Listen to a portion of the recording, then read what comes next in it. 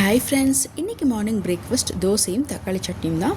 சரி வாங்க, இன்றைக்கி சமையல் குறிப்பு என்னன்னு பார்க்கலாம். இது நம்ம எல்லாருக்கும் ரொம்ப பிடிச்ச ஃபேவரட்டான வெஜிடபிள் தான். உருளைக்கிழங்கு. இப்போ நீங்கள் மார்னிங் வறுவல் பண்ணி வச்சுருக்கீங்க அப்படின்னா, அது நிறைய மீதம் இருக்குது அப்படின்னா, அதை வேஸ்ட் பண்ணாமல் எப்படி யூஸ் பண்ணலாம் அப்படிங்கிறத பார்க்க போகிறோம். பட் அதுக்கு முன்னாடி நேற்று நம்ம சேனலில் லாங் வீடியோ போஸ்ட் பண்ணியிருக்கேன், உங்களுக்கு ஷார்ட் வீடியோவும் போஸ்ட் பண்ணியிருக்கேன். நம்ம சேனலில் எல்லா ரெசிபீஸுமே இருக்குது, மறக்காமல் போய் செக் பண்ணி பாருங்கள். சேனலை மறக்காமல் சப்ஸ்கிரைப் பண்ணுங்கள்.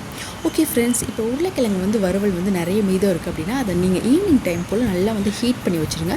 ஹீட் பண்ணிவிட்டு நைட்டு டின்னருக்கு நீங்கள் யூஸ் பண்ணிக்கலாம்.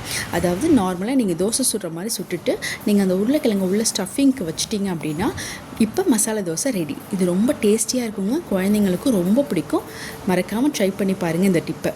ஓகே ஃப்ரெண்ட்ஸ், இப்போ டிப் 2 என்னென்னு பார்க்கலாம். அதாவது உருளைக்கிழங்கு மீதம் இருக்குது அப்படின்னா, அதை நீங்கள் ஈவினிங் டைம் போல் பஜ்ஜி சுட்டு சாப்பிடலாம். அதாவது உருளைக்கிழங்கு போட்டுட்டு நீங்கள் நார்மலாக பஜ்ஜி சுடுற மாதிரி தூள் பஜ்ஜி மாதிரி ரெடி பண்ணி வச்சுட்டு பஜ்ஜி சுட்டு சாப்பிட்லாம். இதுவும் ரொம்பவே டேஸ்ட்டாக இருக்கும்.